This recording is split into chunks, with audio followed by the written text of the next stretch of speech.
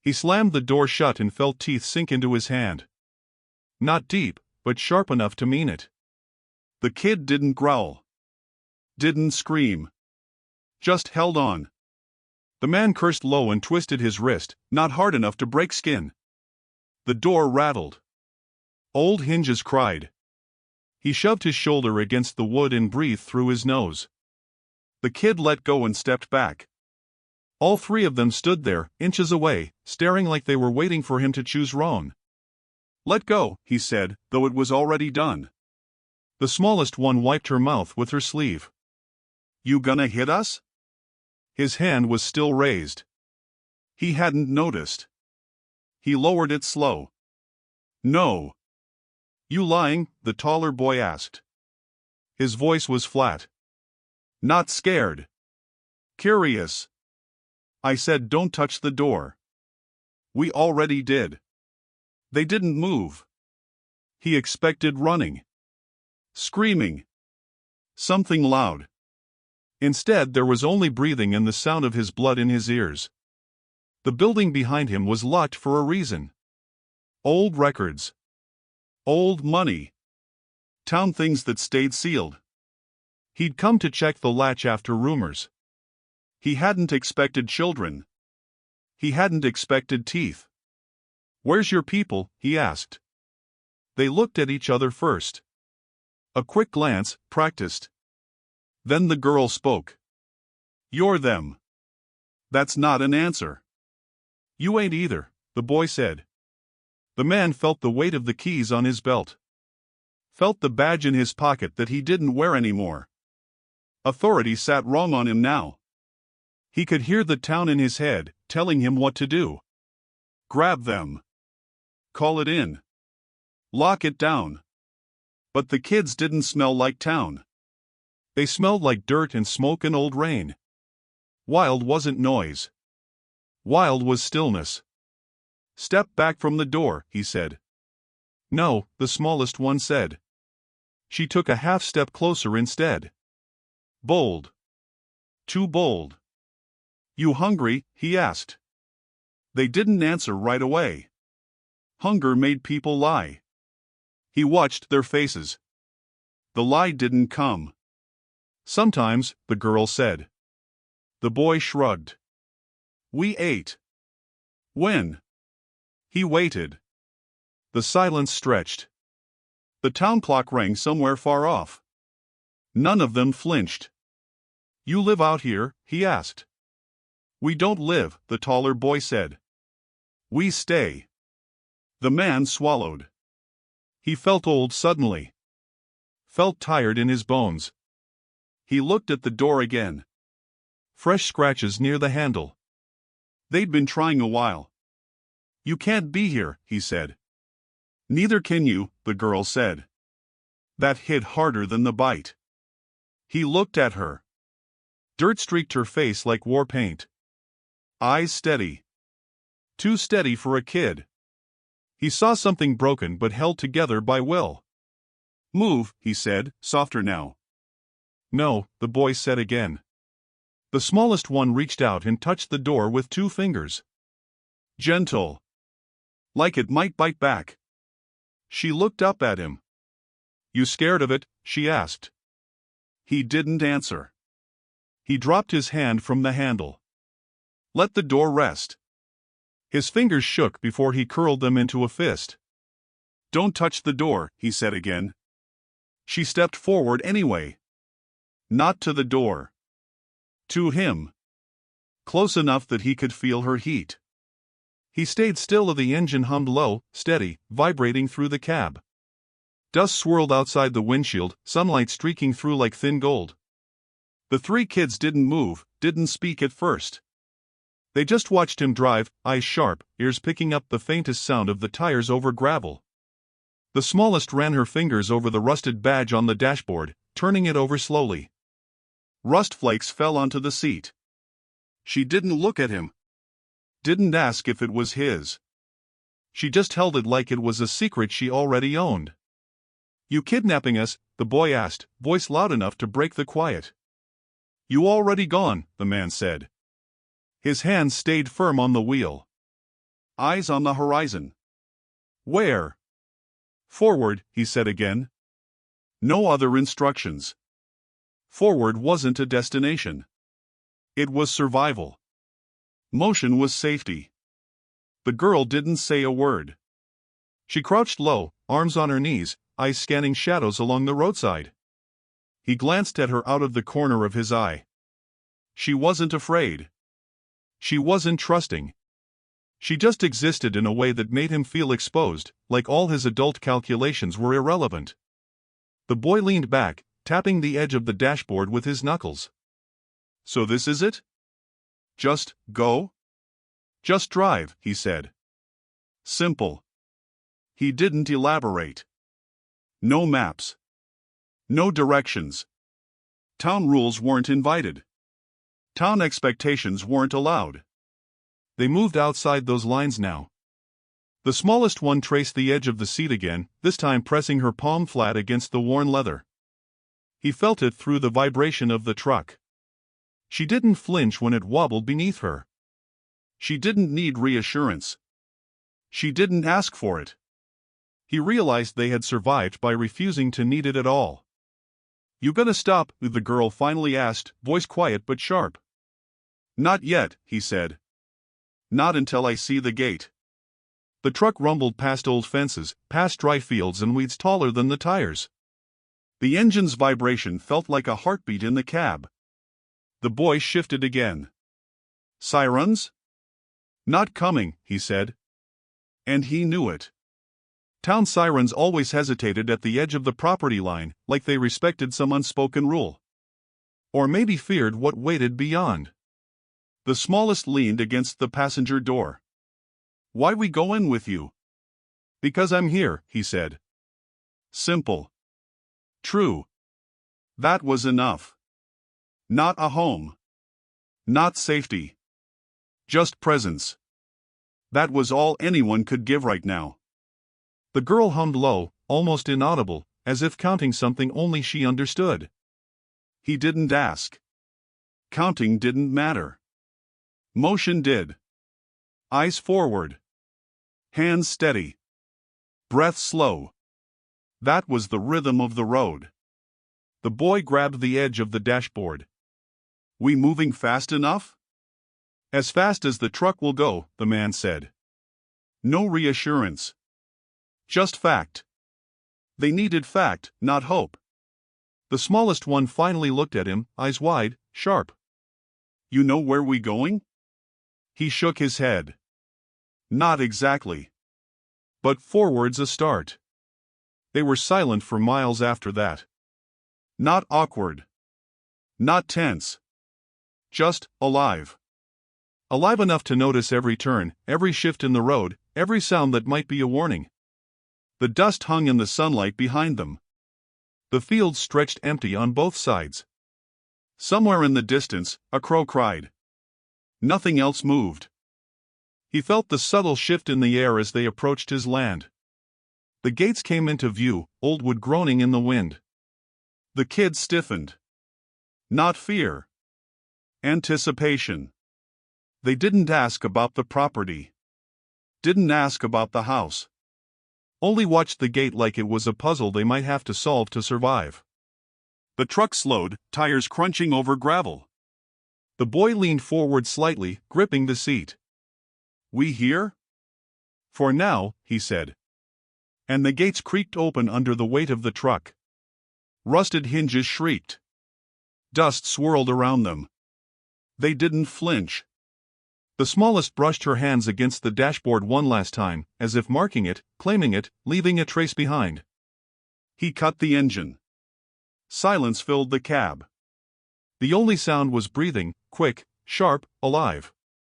They sat there, waiting. Not for him. Not for anyone. Waiting for the next move, the next signal, the next choice. You gonna get out? The boy asked. I'll stay here a second, he said. See who comes. The girl's eyes narrowed. We don't do seconds. Only minutes. He exhaled, heavy. He felt the weight of their history pressing in the cab, pressing into him. Town rules, laws, old authority, none of it mattered anymore. Presence alone dictated behavior. Motion alone offered safety. He watched the smallest reach out, fingers brushing the edge of the truck bed. Not asking. Not trusting. Just existing. The gates groaned again, swinging fully open. He started forward slowly. Dust swallowed the tires. The kids watched the horizon ahead. Their eyes didn't leave it. They didn't speak. He didn't either. Forward was all they had. Forward, together, motion replacing threat, replacing law, replacing fear. The truck rumbled on into the unknown. He froze in the dust outside the building, the smallest one's fingers still brushing his sleeve. The other two flanked her like shadows, their eyes sharp, measuring. He blinked once, then out loud, 1. 2. He stopped mid-count when the girl's voice cut in, precise, cold. 3. He frowned. 3 what? 3 of us. Not hiding. She didn't smile. She didn't move closer. She just held her position, making him feel smaller than the door ever had. He looked from one to another. They were thin, wiry, teeth showing sometimes in little grins that weren't friendly. He swallowed. His throat was dry. You hiding others? He asked, trying to assert himself, trying to find some angle of control. You hiding fear, the taller boy answered. Flat. Steady. He didn't even blink. The words were a jab, a challenge, a test. He felt it in his chest. Town rules, authority, all of it, felt like paper in a windstorm. He exhaled. Counted again. Slowly. 1. 2. 3. They didn't correct him this time. They didn't even shift. They just waited. Watching. Waiting for him to crack, for him to do something wrong. He took a half step back and reached for his truck. Keys in hand, he unlocked the door. The kids' heads tilted, the smallest one tilting her chin slightly as if daring him to act differently. He opened it. Not inviting them, not asking. Just opened it. Truck yours? The boy asked. Yeah, he said. Always has been. You drive? The girl asked. Sometimes. Where? Forward, he said. It was simple. He didn't add directions, didn't offer explanations. They didn't need them. The kids moved closer, slow, careful. Not timid. Strategic. He watched as the smallest ran a hand along the edge of the seat. Dust and grime clung to her fingers. He felt the weight of her curiosity, the raw instinct that made her different from any other child in town. She didn't ask permission to touch. She just did. The tallest boy crouched low, eyes scanning the horizon. Not scared. Alert. He was waiting for something to happen, some trigger, some sign that the town would come after them. The man didn't offer reassurance. Nothing would. Only presence. You count again? The boy asked. For what? You. Yourself. Can't even keep numbers right. He shook his head. I can count. Do it, the girl said. Her voice had the weight of old authority, of someone who had lived through mistakes and punishment. 1. 2. 3, he said slowly. She nodded once, almost imperceptibly. Approval, maybe. Or acknowledgement. He wasn't sure. You gonna make us? The boy asked. Make you what? Do something, the boy said. Tell us to move. Hit us. Call someone. He stared at them, measuring, noting, feeling the shift in power that wasn't coming from him. He was the adult. He was the law in his own head. But here, now, in the dirt, in the sun-faded dust of the town edge, the children held a strange kind of authority. Not rule, not command. Just presence. They existed, and that existence tested him, made him reconsider what control even meant. The smallest one stepped fully into the light of the truck, eyes meeting his directly for the first time. No fear. No pretense. Just raw, untamed awareness. She didn't ask to climb in. She didn't even ask him to look at her. She just waited. He opened the door wider and motioned nothing. The space was there. Empty. Invitation not required. The other two moved with her, circling briefly, eyes catching every shadow, every potential threat. They climbed in as if it was their truck, their land, their rules. He didn't stop them. Didn't correct them. Didn't assert authority. He stayed silent. Engine off. Keys in hand. He leaned against the doorframe. The sun was sharp, burning through the clouds. Dust hung in the air like faint smoke. Somewhere, a bird cried. Somewhere else, town bells rang. The children ignored it. He couldn't. They sat in the truck, watching him, waiting for the next move. Waiting for him to break. Names, he asked finally, needing something, some tether. We don't do names, the girl said. Not even one? Not yours, she replied.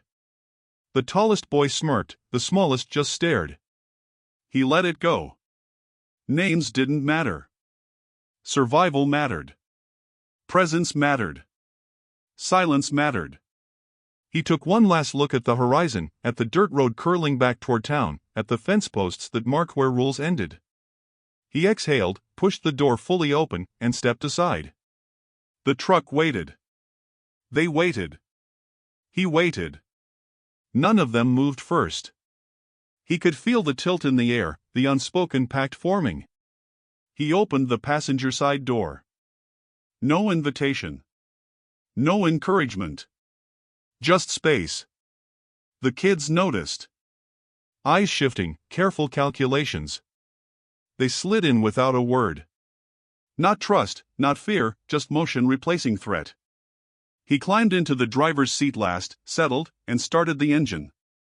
The truck rumbled. Dust rose from the edge of the property. They didn't flinch. They didn't protest. They didn't speak. Silence held them together like a fragile thread. He didn't ask where they were from. They didn't ask where they were going. The road ahead was empty, open, dangerous. He felt the weight of it in his hands on the wheel, in the sweat at his brow, in the small, precise movements of the children around him. The smallest reached up, touched his sleeve again. Brief, fleeting. Not permission. Not request. Just acknowledgement. He exhaled and kept his eyes on the road. 1, 2, 3. The count held. They were 3. He was alone in the truck with them. But not really alone. Every mile forward was a test. Every shadow on the road, a warning. Town rules didn't reach here. Law didn't matter. Survival didn't follow maps or orders. Presence alone dictated behavior. And the 3 children, feral, precise, untamed, dictated every second of it. The truck stopped at the edge of his property. Gates swung open with a groan that seemed older than the fence posts. The children climbed out without hesitation. The smallest landed lightly, dusting her knees, eyes sweeping the yard. Not the house. Not the walls. Just the land. The man followed, letting the engine die and the quiet settle. We don't go inside, the girl said immediately. Her voice had no room for argument. He looked at her, waiting for a reason. Why not? He asked. Walls listen, she said. Flat. Certain. Eyes dark, scanning the house as if expecting it to answer back.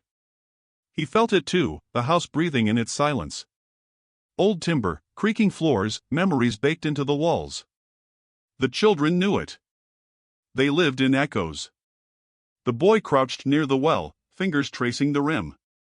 Who's buried here? His voice was cautious, curious, but not scared. Nobody you know, he said. Half-truth. More than that, some names deserved silence. They buried someone, the smallest whispered, peering into the shadowed hole. Long ago, he said. Family things. The children moved in patterns he couldn't read. Not chaotic. Not playful. Calculated. Circling, testing, measuring. Every shadow was a threat. Every sound a puzzle. The boy tugged a loose board on the side of the house. It rattled. No one said a word. They didn't need to.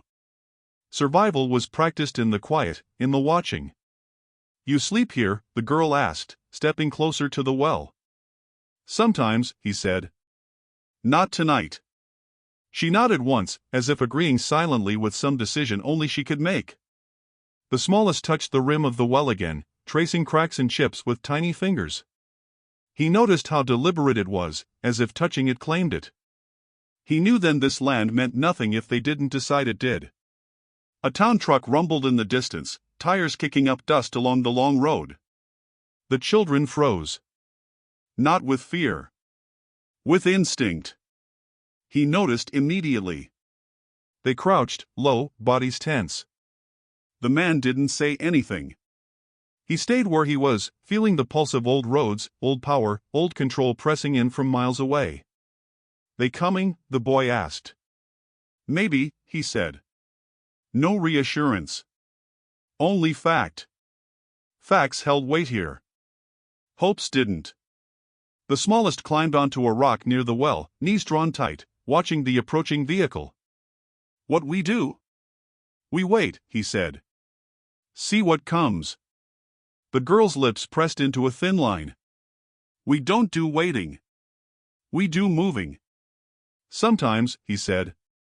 Sometimes moving makes it worse. You ever see someone get taken? The boy asked. Voice low, careful. Plenty, he said. Sometimes by law. Sometimes by family. Doesn't matter much. What matters is who's standing after. They absorbed that silently, circling the well again, marking distance, measuring boundaries. The air was dry, dusty, carrying the faint smell of smoke from a neighbor's fire miles away. No birds. No sound except the faint rumble of the distant truck. The smallest reached out, brushing his sleeve lightly again, a brief touch that said more than words ever could. She didn't look at him. Didn't wait for acknowledgement. She just existed in the space she chose. He exhaled. Slowly. The house sat behind them, empty and waiting, full of memory and quiet threat. The well, cracked and dark, was alive with presence. The children had already claimed it. Not the house. Not the yard. But the unspoken territory between. The town truck drew closer. Dust lifted in slow clouds. The children crouched low, back straight, eyes forward. They were not hiding. They were ready. He didn't move them. Didn't tell them what to do. He just stayed still, letting presence and instinct do the work authority never could. This wasn't home. Not yet. Not ever.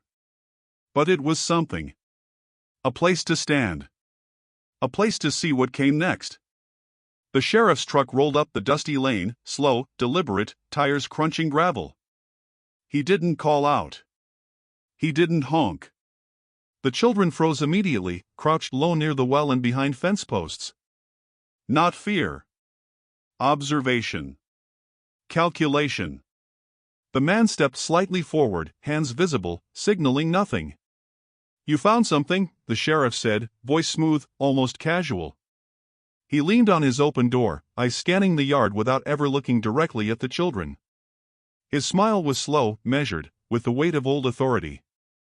I found people, the man said. No hesitation. Facts only. The sheriff's eyes flicked toward the truck. The children shifted, one moving a step closer to the well, but staying low. Those ain't people yet, the sheriff said.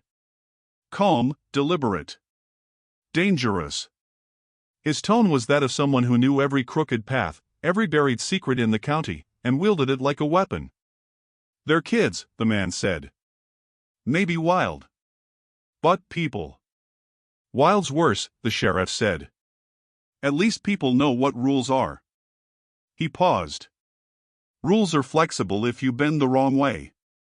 He let the words hang, more threat than observation. The children didn't flinch. They weren't supposed to. He'd learned that. Instinct over fear. Silence over panic. Who's with you? The sheriff asked next, eyes sweeping the perimeter. He didn't wait for an answer. His gaze lingered on the man, the truck, then back to the distant horizon. Some histories were too heavy to question openly. Just me, the man said. Truth. Enough truth. The girl stepped slightly forward, enough to see him but not enough to break the line of sight with the other two. The sheriff noticed, but still didn't look at her directly. That was part of his game. He knew power wasn't always in looking. Sometimes it was in pretending not to notice. Family's restless, the sheriff said finally. He tilted his head, expression softening just enough to be unnerving. Better watch your step. The man nodded once. Nothing more. The sheriff's smile tightened, like the faintest twist in a knife. Then he climbed into his truck without another word and rolled back down the lane. Dust rose behind him, lingering in the air like warning smoke. The children remained crouched for a long beat after the truck disappeared. Not hidden, not frightened. Alert. Waiting for the next pulse of movement. The man exhaled slowly, realizing just how old and deep the patterns of the town were. Rules, family ties, threats all buried beneath polite tones in faded uniforms. Who was that? The smallest asked. Her voice barely above a whisper, fingers tracing the rim of the well. Sheriff, the man said. Or something like him. They gonna come back? The boy asked. Eyes sharp. Body tense. Maybe, the man said. Truth, again. Facts only. The rest was irrelevant. The girl moved closer to the well, circling it slowly, hands brushing the cracked stone. They think they own the ground, she said. Voice flat, almost bored, but carrying weight. They don't. Doesn't mean they can't hurt us, the man said. They'll try, she said. We'll be ready. Silence fell again. Dust hung in the air, curling in slow tendrils around the uneven fence posts. Shadows from the late afternoon sun stretched long across the yard. The well sat dark, steady, alive in the space between them. The children didn't hide anymore. They just waited, ready for whatever game came next. The man glanced back at the house. Empty. Silent. Threatening in its quiet. The children didn't look at it. The sheriff didn't either, yet both knew its presence carried the weight of old power. The smallest reached out, brushing against the man's sleeve lightly. Not asking. Not seeking permission. Just marking the moment, claiming space. He didn't move. Didn't respond. Presence alone held them together now. The shadows lengthened. The yard waited. Dust settled. The sheriff's truck disappeared around the curve, leaving only the distant hum of old authority. The children emerged from their crouches, cautious, deliberate. Not free. Not safe. But present. Ready. The man exhaled. He felt the weight of the land, the well, the house, the children, and the town pressing in. Nothing had changed. Everything had changed. They stayed in the dust where the sheriff had stood, letting the air settle after the truck had disappeared down the lane. The children didn't move at first, just watched him, small faces serious, eyes sharp like they had been waiting for this conversation all along. The smallest touched his sleeve lightly again. Not a question. Not a plea. Just presence.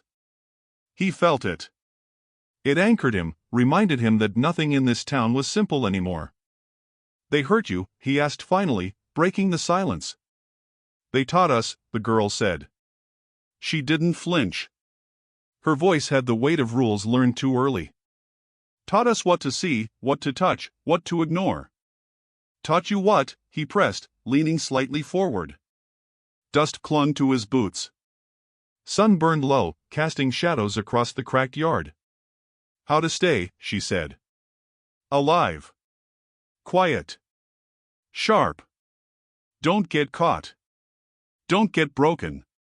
She glanced at her brother, who nodded once, slow, deliberate. The boy shifted, brushing dust from his knees. We learned to move before they noticed. Move silent, move fast. Stay just outside their hands. And if they caught you, he asked. His throat was dry.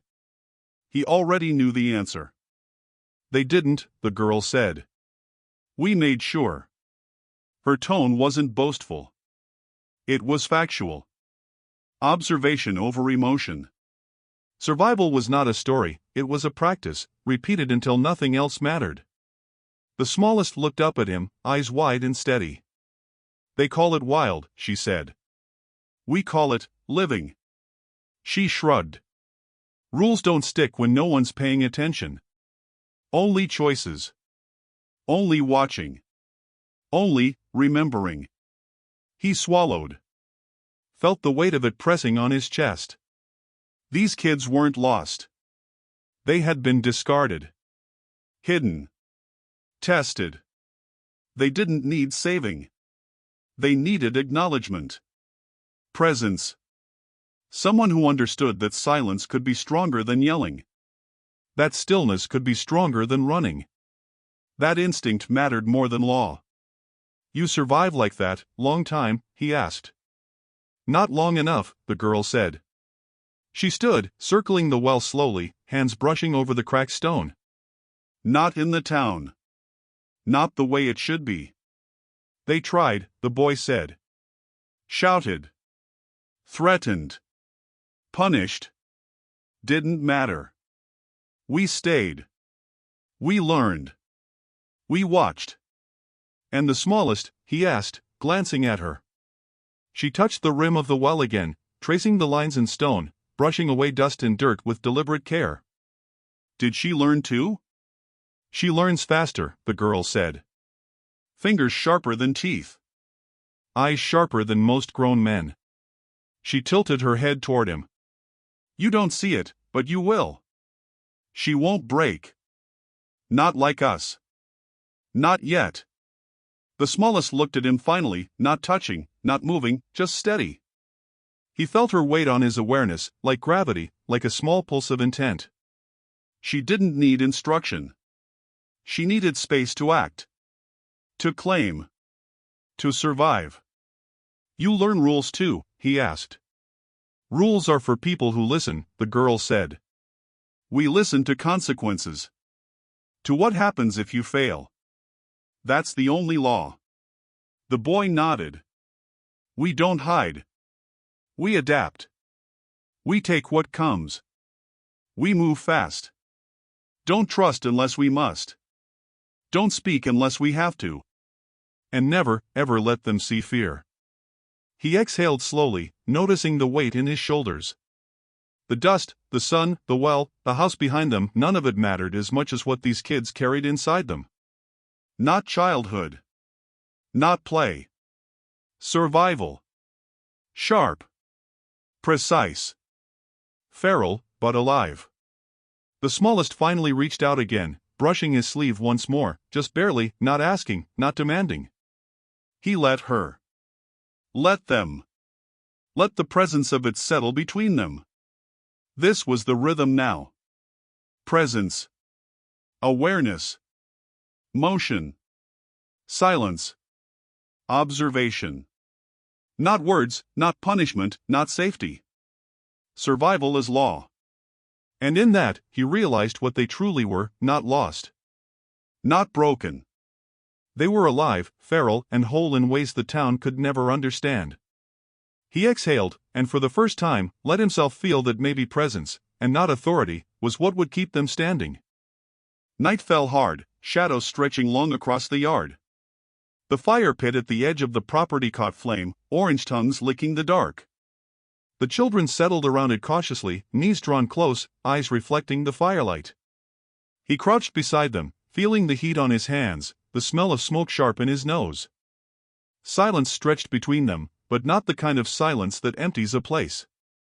This silence spoke. It held attention, memory, awareness. "Fire don't lie," the girl said, voice low, carrying across the flames. She poked a stick into the coals. Sparks flew. Her eyes didn't leave the fire. "You see what's real in the flame."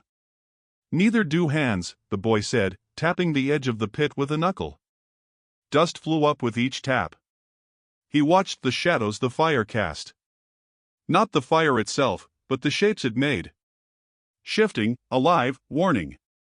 The smallest one leaned close to the man, fingers brushing the side of his arm. "You're shaking," she said.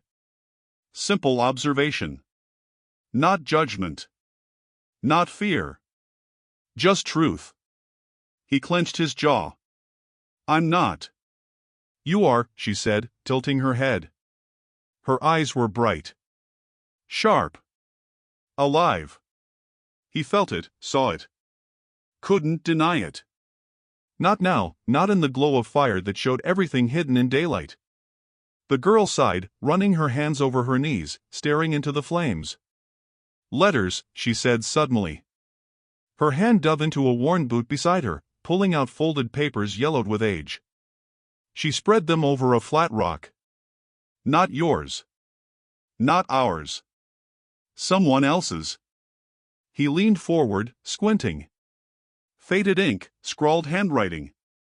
Names, dates, small marks that meant everything or nothing depending on who read them.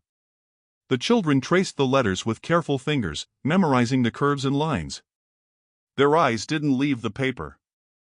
They memorized rules written in ink, instructions for survival from another time. "Who they for?" he asked. "No one now," she said. "But someone will find them. Maybe us. Maybe not." She looked at him then, and for a moment, the fire reflected her determination in stark detail. She wasn't scared. She wasn't trusting. She was ready. Always ready. The boy poked at the fire with a stick, sending sparks rising. "Power shows in the dark," he said. "Not the bright parts. Only what moves." The smallest traced circles in the dirt with a finger, sparks dancing across her palm as they rose. "We know what moves," she said. "We follow it." He watched them. Learned them. Each movement, each glance, each breath. They didn't need instruction. They only needed observation, presence, acknowledgement. They were alive in ways the town would never allow, and in that fire, he saw it clearly. "Someone coming?" he asked, eyes scanning the tree line. Night could hide almost anything, but movement betrayed itself. "Maybe," the girl said. "Maybe not." Her fingers hovered over the letters. She studied the fire again. "We'll see what talks first." The fire flared, throwing shadows across the old house behind them. Cracked windows, splintered doors, nothing moved inside. Yet the presence of the house, the well, the yard carried weight. The children sensed it. They didn't speak of it.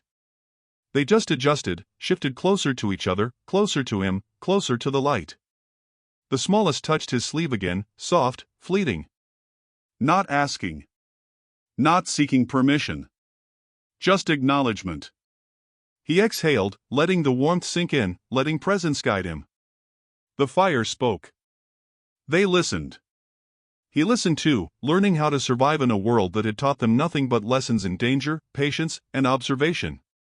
In the distance, faint town lights flickered like warnings, responding to nothing, to everything. The children didn't flinch. The fire crackled. Shadows danced. And in the language of flame, all three of them, small and precise, feral and alive, understood exactly what it meant to be awake. Dust rose along the driveway before he even saw the vehicles. Not police. Not sirens. Power from the town, old families, old grudges, rolling in slowly with the weight of expectation and authority. The children froze immediately, crouched low near the fire pit and behind scattered rocks. Not fear. Instinct. Observation. Each movement was precise, measured.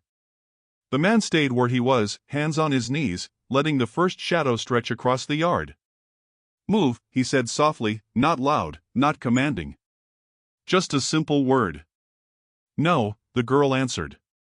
Eyes bright in the firelight, calculating. She wasn't scared. She was ready. "They'll take you," the boy whispered. Teeth clenched, fists tight. "You'll lose," he said, voice low. "Or maybe not. Depends who stands." "I already did," she said. Not defiance. Fact. Observation. History written in the body and the mind. The vehicles crept closer. Dust hung thick, swirling in the firelight. He stepped in front of the children. Not to lead. Not to guide. To block. A simple line drawn in the dirt. A presence that said, no. They didn't move him. They hadn't needed to. They needed him to exist, to hold the line without noise. "You ain't ready," a voice called from the nearest truck. Calm, deliberate. Authority wrapped in the tone of concern. Threat, hidden in politeness. "Maybe we are," the girl said. Her voice carried easily, sharp and unflinching. Her hand brushed the rim of the well. The children moved slightly closer to her, circling, protective, alive. The man watched the drivers. Men from the town, old family names, someone's law, someone's rule, arriving in heavy metal shells. Guns not drawn, but power in the steel, in the stance, in the quiet confidence of men who expected obedience. They didn't notice the children immediately. He didn't correct them. Let instinct lead. The smallest brushed his sleeve lightly. No words. Just presence. He exhaled. Let it anchor him. Let it remind him that motion, silence, attention, those were survival. Not shouting. Not commands. Presence alone. One truck door opened. A man stepped out, paper in hand. Not a threat yet. Not words. Just history. The children didn't flinch. They didn't move. Watching, learning, adjusting. They were not small. Not weak. Not lost. Presence carried more weight than bullets. "You stay here," the boy whispered. "For now," he said. The fire reflected on the metal of the approaching vehicles. Dust swirled around boots, tires, the weight of authority. The girl stepped forward. "You gonna let them through?"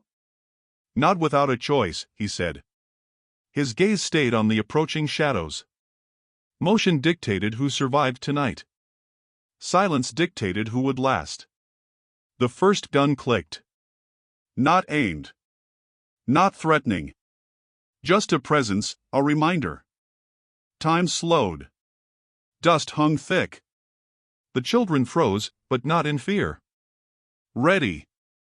Calculating. Motion only when necessary. The girl stepped fully forward. Shoulders straight. Back taut. Eyes sharp.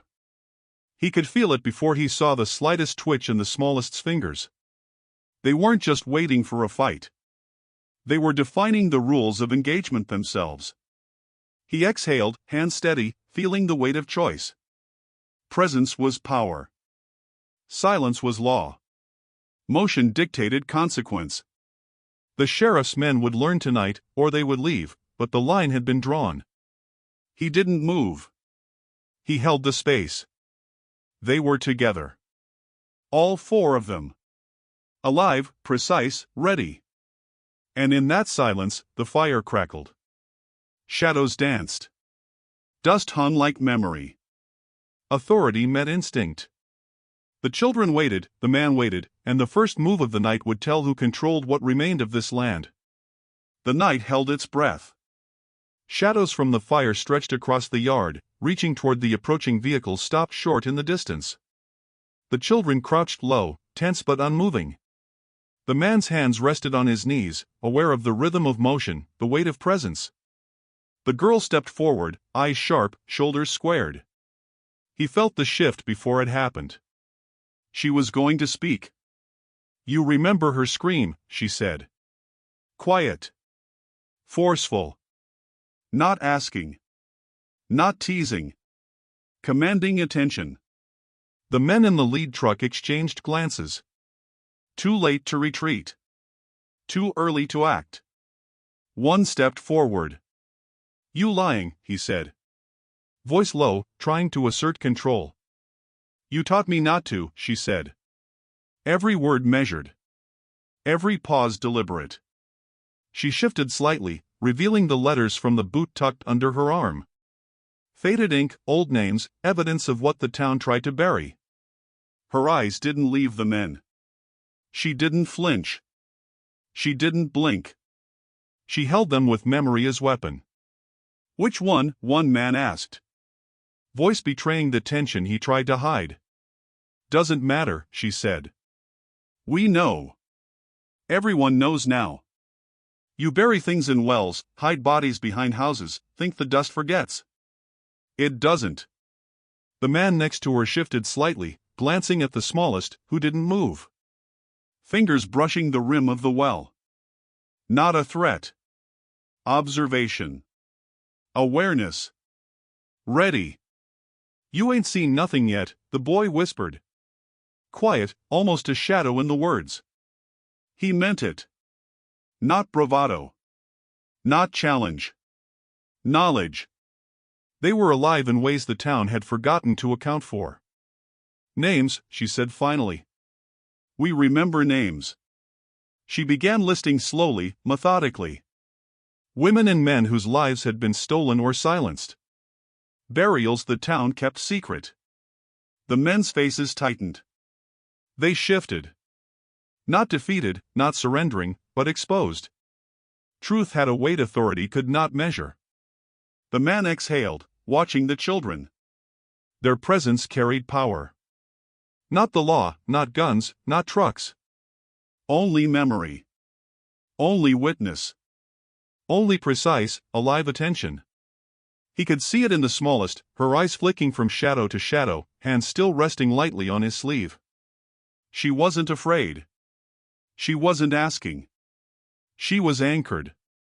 You, one man finally spoke, voice tight, almost strangled. How do you know? Because someone has to, the girl said. Her voice firm, steady, almost cold. Someone remembers. Or else it stays buried. And we don't let that happen anymore. She straightened, shoulders squared, eyes locked on the shadowed men. She was authority now. Commanded respect. Presence alone held the field. The men shifted again, guns low but hands hovering. They had power in their stance, in the law behind them, in the town breathing at their backs. But it faltered.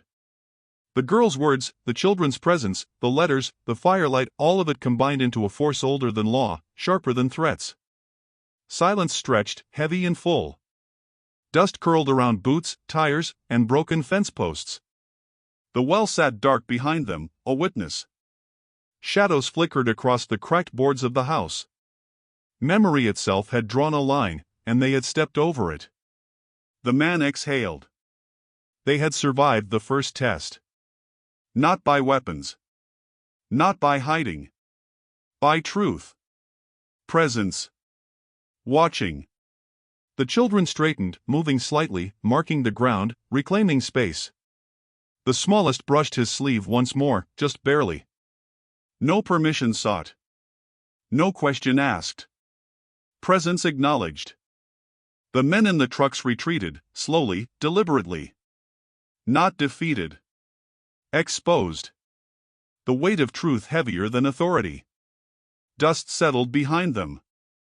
The night held its rhythm again, fire crackling, shadows dancing, memory asserting control where law had failed. The children exhaled as one. Not relief. Not triumph. Just readiness. Observant, precise, alive. The night air hung heavy after the men retreated. Dust swirled slowly over the yard, curling in the firelight. The children didn't move immediately.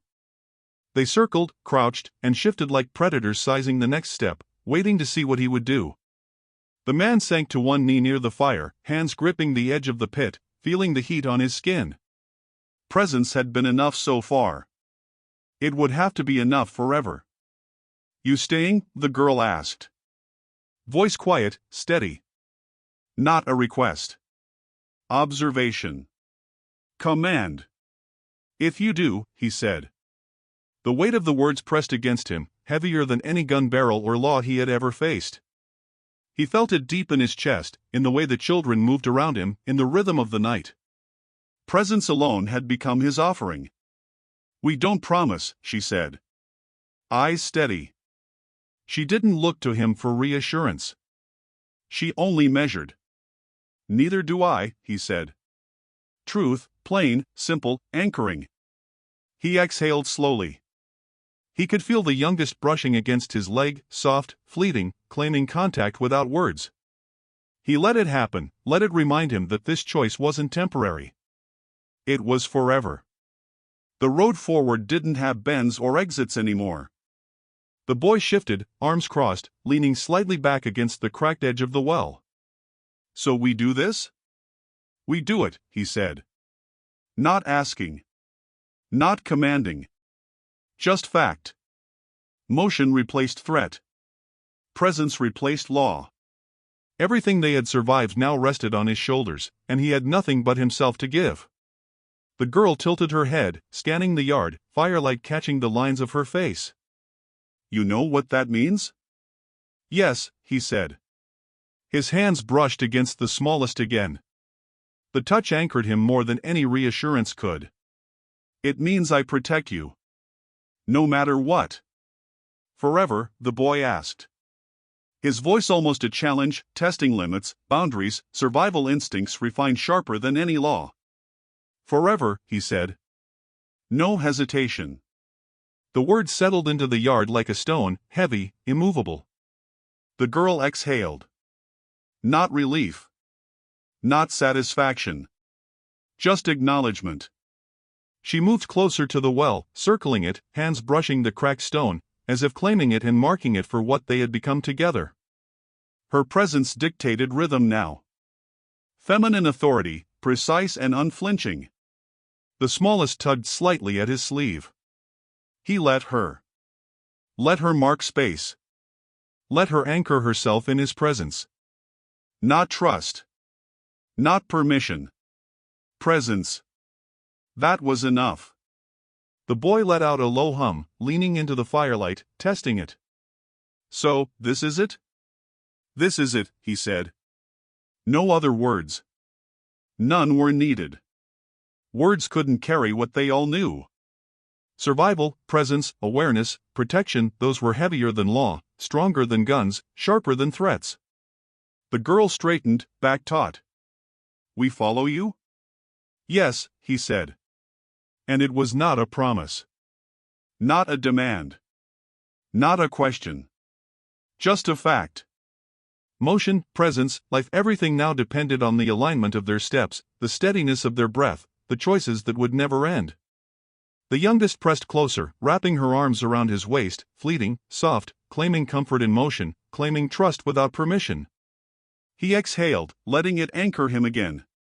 The fire crackled. Shadows shifted across the yard, stretched long and thin. The night was still. The house behind them silent. The well dark. The fire bright. Presence, motion, observation, everything needed to survive existed right there, and he had accepted it. The weight of choice had broken him already, but in that breaking, he found purpose. Protection. Presence. Continuation. He exhaled once more. The children circled him slowly, steady, alive, feral in the way the town could never understand. No words. Only the rhythm of survival. Only the quiet certainty that forward had no end. And in that small yard, under the firelight, presence became promise, even when words could not. He felt the weight of the night settle on his shoulders, heavier than the firelight, heavier than the dust, heavier than authority or fear. The children circled closer, the smallest tugging lightly at his sleeve, not asking, not pleading, only marking presence. He exhaled slowly, letting himself notice it, letting the space between them shrink. All three of them stepped forward at once. No words. No warning. Just movement. Instinct. They pressed into him, bodies small, precise, urgent. He dropped to his knees, arms spreading instinctively, letting them claim him. Not softness. Not gentle. But anchoring. Solid. Here. Present. Alive. Don't cry, the girl said softly, voice barely above the fire's crackle. Her hand pressed lightly to his chest. Not a command. Observation. Knowledge. I wasn't, he said. Words weak, uneven. Breath catching. You are now, she said. Simple. Truthful. Her presence carried weight he hadn't realized he'd been holding back, grief folded into years, into dust, into silence.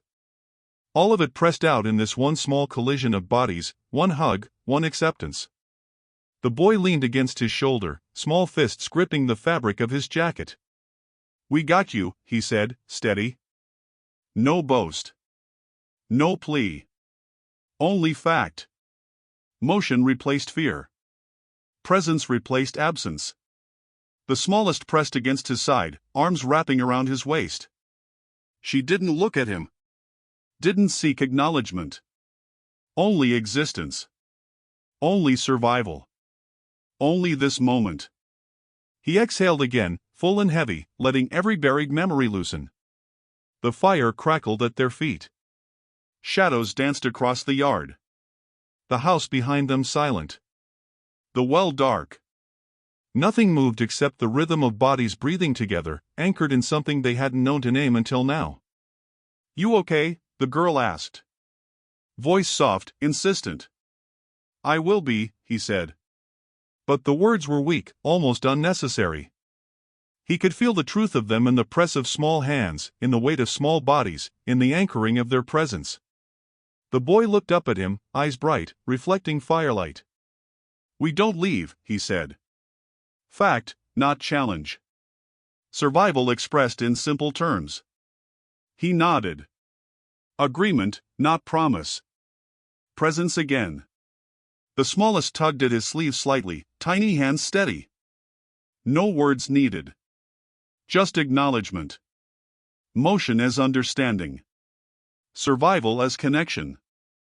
He exhaled slowly, letting himself sink into it, letting grief loosen enough to flow. Not lost. Not buried. Not claimed by authority or absence. Held here, by presence. By feral, small, alive bodies that refused the town, refused fear, refused absence. Do we stay? The girl asked softly, voice still low but firm. Yes, he said. Not asking. Not commanding. Simple fact. The hug held them together, unspoken but complete. Motion and presence alone had stitched them into one fragile, precise unit. Alive. Unbroken. Feral, but whole. The fire crackled. Dust swirled. Shadows danced. The children tightened around him, pressing into this one small moment, one hug, one anchor that didn't ask permission. And he held them. Held them as the dawn crept low over the horizon, spilling light into the yard, into the dust, into the firelight, over bodies small and alive, anchored in the certainty of presence. No words. No explanation. Only survival. Only breath. Only the quiet, precise weight of hope that didn't ask for permission. Dawn broke slow over the yard, spilling pale light across dust and fire-scorched earth. The man sat with the children, still pressed close, still anchored in presence. The fire had died down to glowing embers, shadows stretching long across the cracked house and the dark well. Silence hovered, heavy but alive. The town was distant now, a memory in dust and faint lights on the horizon. They coming again? The boy asked. Voice low, measured, already scanning for threat. Maybe, he said. Simple truth. Not warning. Not reassurance. Just fact. Presence alone carried weight now. We ready, the girl said. Straightening, shoulders taut. Eyes sharp, scanning the horizon as if seeing through time itself. She didn't ask for permission. She claimed space. She claimed control. He felt it in every movement, every exhale, every subtle shift in stance. The smallest brushed against his sleeve once more, fleeting, gentle. Not asking. Not needing permission. Only acknowledgement. Only survival marked by touch, presence, life. He let her. Let them. Let the quiet claim of dawn settle over them. He exhaled, scanning the yard. The well dark, a silent witness. The house behind them empty but alive with memory. Dust curling around fence posts, firelight fading into day. The sheriff's truck never appeared. The town's power remained distant. The children had survived again. Not by law. Not by gun. By instinct. Motion. Observation. Presence.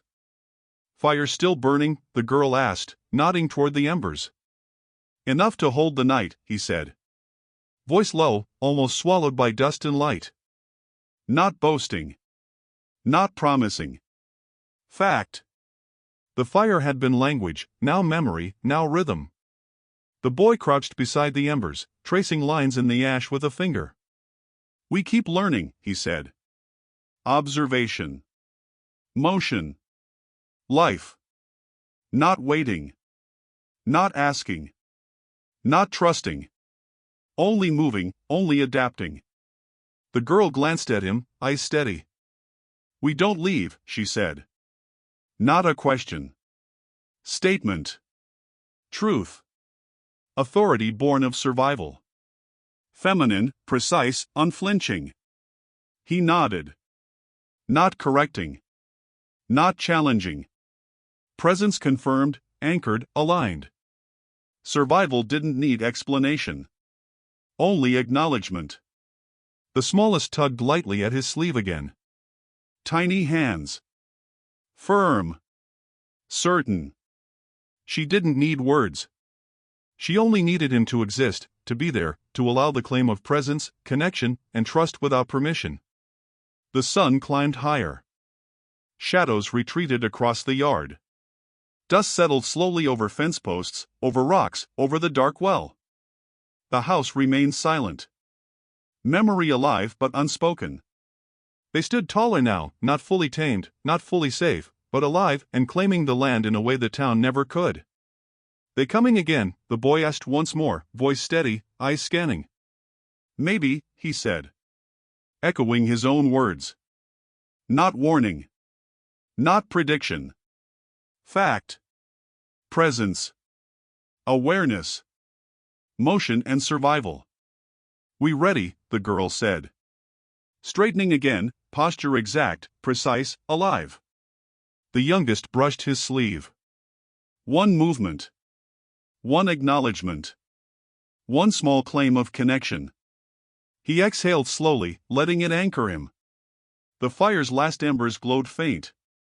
Dust swirled like memory around fence posts and the edges of the well. Shadows shifted slowly with the rising sun. The children didn't move toward the town. The town didn't reach toward them. Something new had taken root here.